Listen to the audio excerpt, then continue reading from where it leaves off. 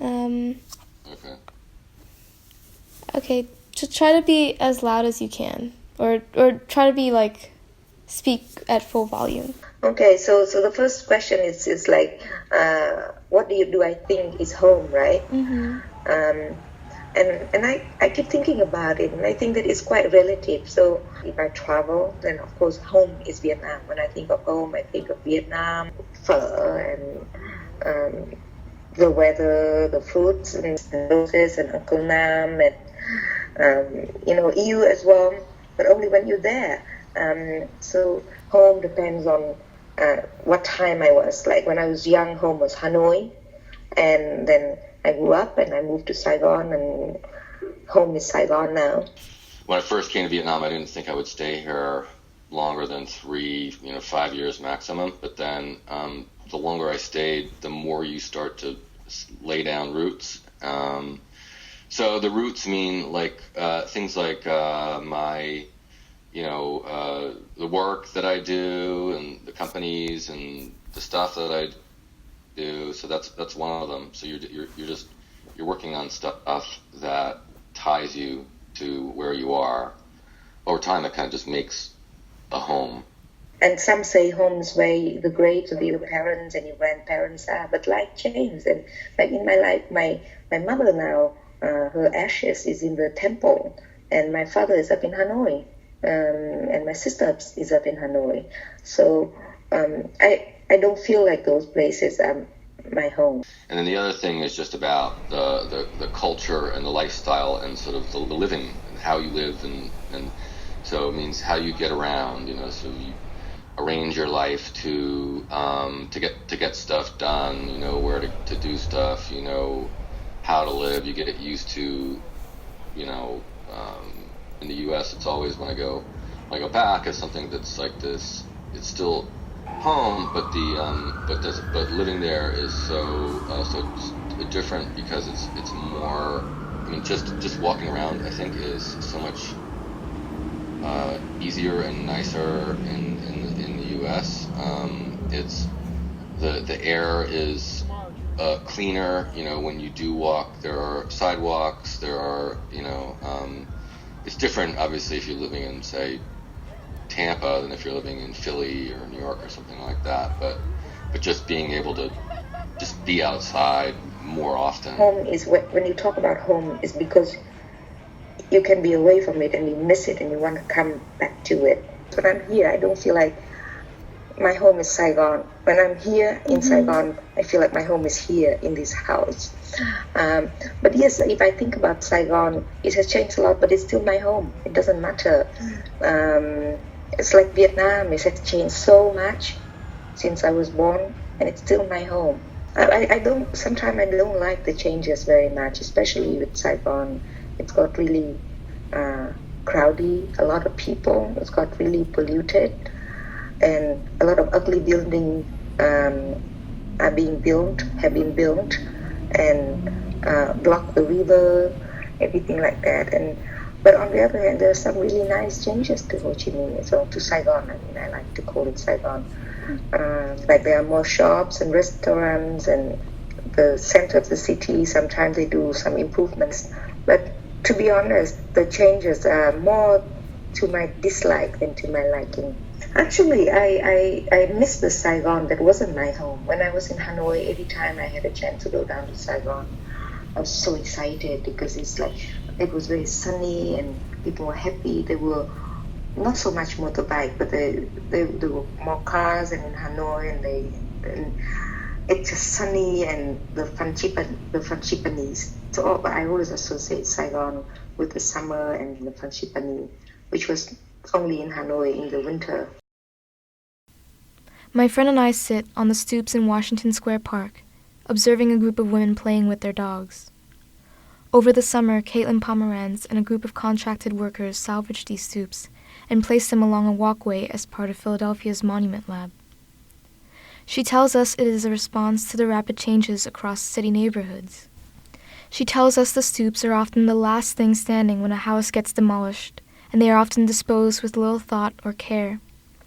Sometimes people throw away rare marble without even knowing it, And now the salvage stoops sit here as places for conversation, as scaffolds for children to play and jump off of, as steps for people to feed the squirrels. I saw Caitlin sitting on one of her stoops as the sun was setting and all the leaves were turning gold. She tells us she didn't think she would feel so sad at seeing them go. The day after this was filmed, the city took the stoops away. It was all supposed to be temporary anyhow. Regardless, it is difficult to find a proper definition of my current home in the midst of such temporary conditions. When I talk to you, I think when I talk to you, do I think of you as American? I do. I do think of you as an American. Now, why do I think of you as an American? Because you speak English.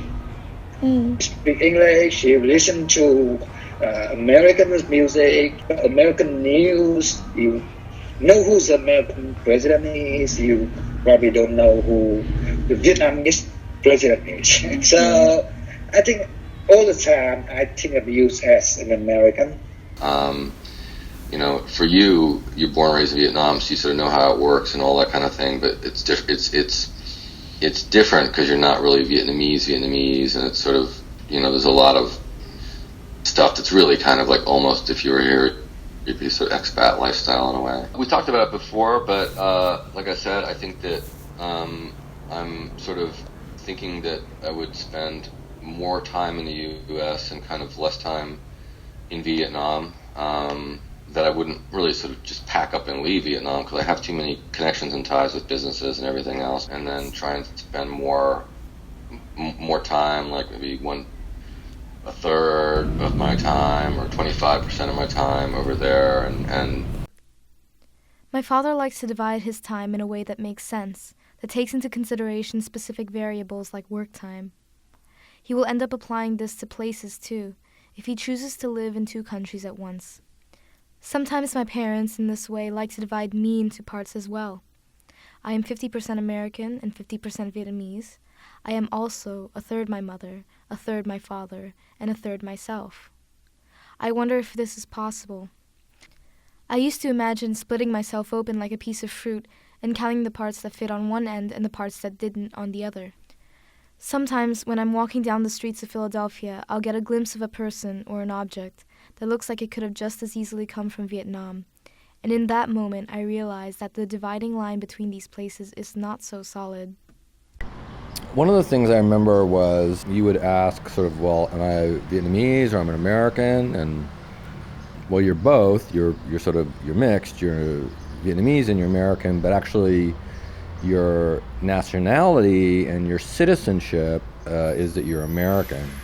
And that's why, see, if you look at your passport is American. So, and I just remember trying to explain the concept. I mean, it was, you were young, sort of 7 years old or so. So, I mean, like, how can you possibly explain that concept? But that was kind of interesting, just the whole concept of citizenship, nationality, and this whole thing of identity. Your identity is very complex and complicated and probably a difficult puzzle for you to work out. Whereas for me, it's just, again, easier as I grow up. I'm an American, and well, of course, I'm an American, and that's it. I'm an American. In the Vietnamese Mall on Washington Ave is a Hòn Non Bo. These miniature sculptures imitate the islands in Vietnam, which look mountainous and rocky and will sometimes have small figurines. Historically, you'd find these sculptures in the homes of generals and emperors, a monument to spiritual legends, to the breathtaking vistas of our home country. As a child, I thought they looked like elaborate doll houses, and I used to imagine a miniature version of myself traversing the rocky steps. Here is a man, most likely a farmer or a fisherman, going home after a long day. I think something about this sculpture still affects me. It enshrines something that is not present, that is the hallmark of an aesthetic tradition whose roots no one cares to know about anymore, but whose display one can still be drawn to. When I was in the U.S. In the early 90s, if you are abroad and you come back to Vietnam, it's very definite because they take away your passport at the airport, even if you're Vietnamese. When you get out of Vietnam, you have to have an exit visa. But if you don't have an entry visa, you only have an exit visa. It's one-way trip. And when you come back, they take away your passport. And it's not a punishment. It's just a way they control the citizen. And to be honest, I was terrified of going back because that meant I would lose my freedom to travel and my passport. That was very specific like that. I mean, I still had grandma and Bác Chinh, and I had Uncle Nam that I had to come back and take care of because Uncle Nam was still a student, didn't have a job, and Bác Chinh was sick.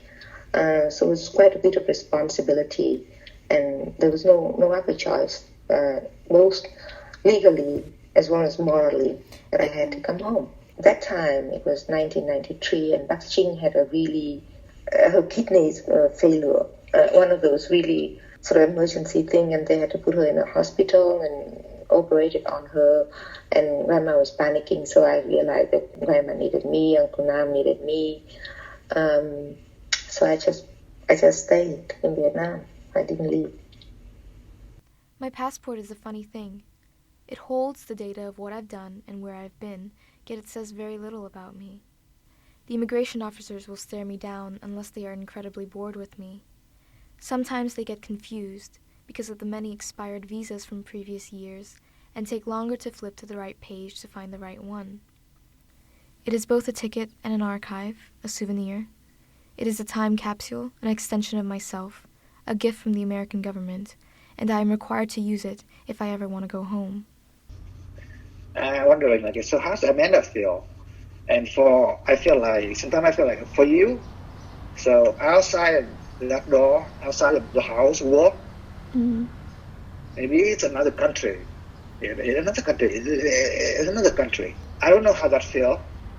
I don't know. For me, and I was growing up in a so like kind of homogeneous environment, like the whole city. Everyone I know kind of dressed the same, go to communist, Everyone do the same thing.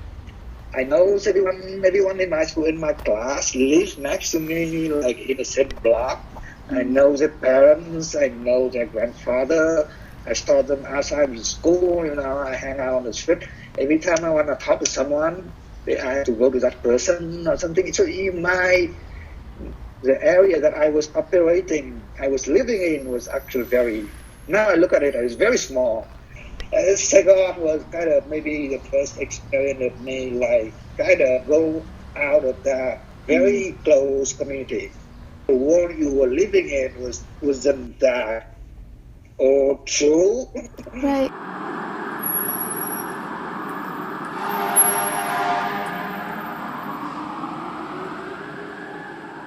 Subconsciously, I think I wanted to go home as well, to Vietnam, because if I really wanted to stay in the U.S. so much, I could have married your dad, because we were dating already quite seriously. So, but I didn't do that. I didn't ask him to marry me, and I'm sure he would have. The reason why I was terrified to come home wasn't because I thought I would be miserable in Vietnam or I wouldn't be able to get a job. I was just terrified to come back because of the fear of losing the freedom of travel again, to get out ever again, because Vietnam was a communist country, so you go back and you never know if you ever would be able to go back, to go out. Say it again, I can't hear you. I got that echo to me again. Sorry. What made me What made you want to come back to Hanoi? What made me come back to Hanoi? Yeah. Well, when I go outside, I miss Hanoi. I'm still, man. And that small wall was everything I got, and it's attachment. It's a lot of it, and I'm a Hanoian. So that's the thing. I don't know about you too. I don't know if you feel different with me. Like I do have a lot of feel. I belong to that place. Like I know the place. I do feel. I mean, I go to Hanoi. I feel safe, secure. I know how things work here. I know what people expect of me. I know what people want. So I feel that. I really feel so. That's a good, like, kind of security. You feel good. I can't picture you being like not a Hanoian, and then especially when my mom comes over, or like when you come over to our house and you guys talk together, like the Hanoi accent is there. Right.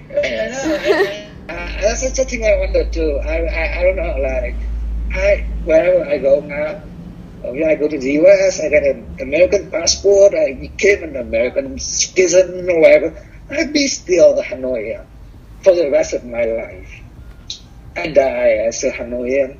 Like I can't change that. I feel I can't change that. Why do people think that Vietnam is your home? Vietnam and the US both, because you are half and half. Of course, I want you to come back to Vietnam, very much. But I am I'm already been working on preparing myself that he would not come back, and it's natural. I know that it's probably more opportunity to you over there, but sometimes what bothers me is only that I thought, okay, if you have your life in the U.S., then Vietnam would never be your home again. Your home would be in the U.S. And how do I kind of balance those two? Like, should I go visit you or should I move there? But when I think that, then I can always tell myself that I was living in a very much more traditional environment, like 20 years ago, 30 years ago. And I lived outside of Vietnam as well. I chose my career, I chose my opportunity, and I love grandma, and I knew that grandma needed me, but I still pursued my life as well. So it's the same. Life is about going forward, not going backward, and that's how I feel. I think of how often I see things growing from and around cement, and how odd they look in this manner. Flowers and trimmed hedges are made to stand in front of houses for beauty, but weeds are made for survival, and are of no use to us but to be quickly pulled out of the ground. I wonder if these living things, if they could, would care about the course of their germination. And I think about how some seeds end up in places so far from their original point of creation that they don't belong to their own biomes anymore. The clothing I buy here in the U.S. has traveled from the factory lines in Vietnam. It reminds me of how I used to get disappointed when I saw that a shirt I bought at the big malls here was originally made in Vietnam, where it would have sold for much cheaper. Even the material things, these piles of stuff that end up sifted through different hands, get folded in and out of different currents, perhaps even more so than living things. They end up where they end up, and it is what it is, and displacement is just inherent in living, so why should I be any different? It appears life can grow anywhere. On sidewalks, on cracks in the cement. This is their nature, and that is their hope. Regardless of our biology or our conditions, we must adapt. It is cold again in Philadelphia. I miss the cold, not particularly the feeling of it, but rather because it reminds me that there exists a routine acting in concert with everything I do. The leaves will fall down at a certain time, and the flowers will come out much later, when I am ready to leave again for the summer. I barely think of the weather change in Vietnam. It can be cloudy one minute and clear the next. When I'm in America, I try to get used to seeing leaves fall and die. I tell myself they will come back because there is a return in all things somehow.